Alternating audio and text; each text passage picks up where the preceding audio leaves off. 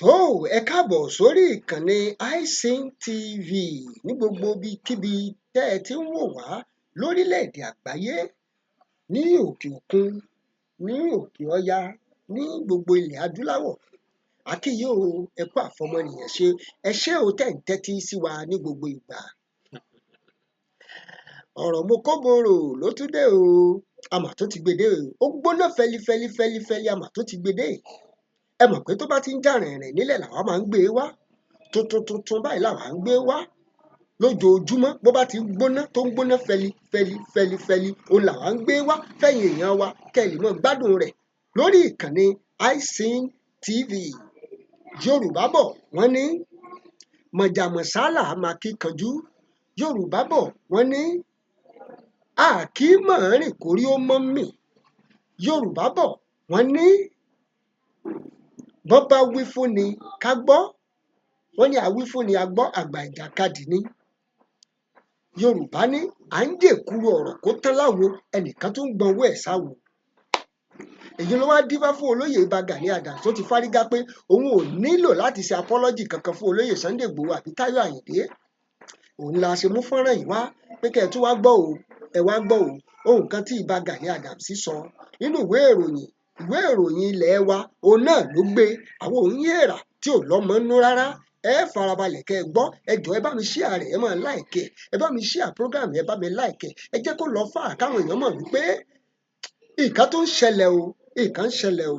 Ọ̀rọ̀ yìí tá a dẹ̀ ń pè lówè ó ti ń lárónú torí wípé àwa fẹ́ kí ọ̀rọ̀ yìí kó tán ni, ṣùgbọ́n àwọn kan tó ń jèkuru ọ̀rẹ́ wọ́n ń gbọ̀n sáwo ni. Ẹ jọ̀ọ́ ẹ wo nǹkan tí Ìbà Gani Adams sọ nínú ìwé ìròyìn tòní. Ṣé ẹ rí? Mo fẹ́ kẹ́ ẹ rí dáadáa ní.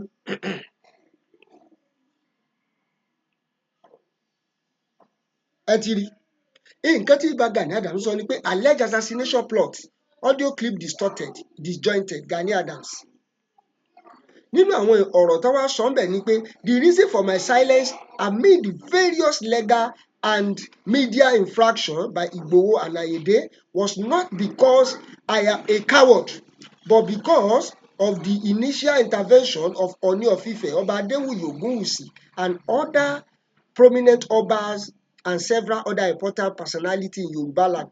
But the ongoing lies and aspersion against my person, I think it is time for me to set the record straight. Ẹ jọ̀ọ́, èèyàn tó bá fẹ́ kí ọ̀rọ̀ kó settle, èmi ò nígbàgbọ́ pé irú nǹkan yìí ló yẹ kó tún jáde. Tó bá yẹ pé lóòótọ́ la fẹ́ kọ́rọ̀ yìí settle, ọ̀rọ̀ yìí ò tún yẹ kó jáde mọ́, kò yẹ kó jáde mọ́ rárá.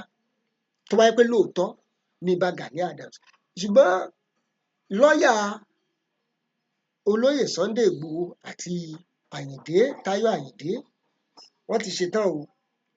Ilé ẹjọ́ dẹ̀ ti ṣetán pé kí Gani Adams wá wí tẹnu ẹ̀. Ṣùgbọ́n à ń jèkuru ọ̀rọ̀ kó tán láwo, wọ́n tún ń gbọ́wọ́ ẹ̀ sáwo ni. Sunday Adéyẹmọ, also known as Sunday Igboho, the chief of staff of Lagos State Governor, Mr. Táyọ̀ Àyìndé, had dragged Adams to court over alleged defamation of character. The Yoruba Generalissimo, in a statement by the Special Assistant on Media, Kayode Aderemi, said the ongoing legal infraction by Igboho and Ayinde was a grand conspiracy and discredits his person, just as he vowed to protect his integrity. Ó dáa náà, Ìbà Gani Adams ń protect integrity títí ẹ̀. Olóyè Sunday Igboho ń protect integrity títí ẹ̀. Táyọ̀ Àyìndé ń protect integrity títí ẹ̀.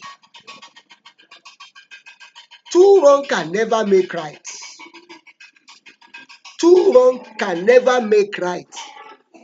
Ìdí nìyẹn tó jẹ́ wípé gbogbo àwọn tí ọ̀rọ̀ yìí kàn wọ́n gbọ́dọ̀ fọwọ́sowọ́pọ̀ wípé tó ẹjá sinmi ogun o, ẹjá sinmi ẹ̀dọ̀, ẹjá sinmi ogun.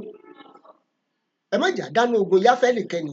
Ṣùgbọ́n nínú fíọ̀rọ̀ kan tá a tún fi hàn yín lánàá, a gbọ́ nǹkan táwọn ọmọ Gani Adams sọ pé ẹjá pàdé ń kóòtù. Àwọn ti ṣetán láti pàdé ń kóòtù ń tà wọn. Ohun tó bá wù kẹ́ wí, ohun tó bá wù kẹ́ gbé, dandan náà àwọn gbọ́dọ̀ pàdé nílé ẹjọ́. Ẹ gbọ́ sí ilé ẹjọ́, ó ní àkétì ilé ẹjọ́ ní ká sọ̀rẹ́ náà. ohun tó yẹ kí Ìbà Gani Adams ṣe gẹ́gẹ́ bí olórí, ṣẹ́rí olórí máa ń gba nǹkan mọ́ra ní Ìbà Gani Adams, olórí ó máa ń gba nǹkan mọ́ra ni. Ẹ jẹ́ ká gbà pé ẹ sọ, ẹ má jà máa twist ẹ̀ ká máa drag ẹ̀, ẹ gbà pé ẹ sọ, ìgbà tẹ́ bá dẹ̀ ti gbà pé ẹ sọ yẹn dẹ̀ ó ti tán síbẹ̀ náà nìyẹn, kí everybody tẹ̀síwájú.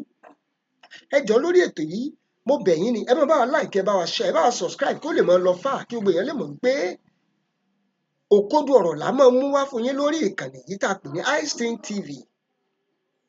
Kí Ìbà Gani Adams kó lọ jọ̀ọ́ kó jẹ́ kí ogun ó mì o. Ẹ jọ̀ọ́ ẹ jẹ́ ká sinmi ogun, ẹ já síbẹ̀ dọ̀. Àkókò kọ́ leléyìí. Ohun tẹ́ ẹ sọ, wọ́n ní ẹ sọ pé kò rí bẹ́ẹ̀, wọ́n ti disjoint ẹ̀, wọ́n join rẹ̀, iṣẹ́ àwọn video and audio editor ni, àwọn náà join rẹ̀ papọ̀. Bọ̀ ohun yín la gbọ́ nínú gbogbo nǹkan tó wà nílẹ̀ yìí.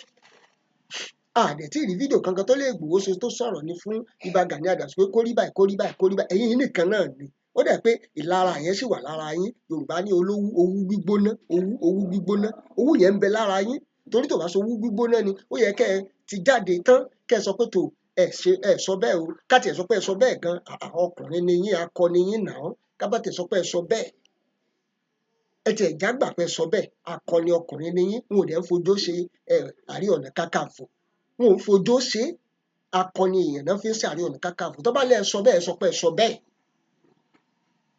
Kó dẹ̀ tán síbẹ̀, kí kálukú dẹ̀ gbọ́, ká dẹ̀ gbàgbé ẹ̀ síbẹ̀.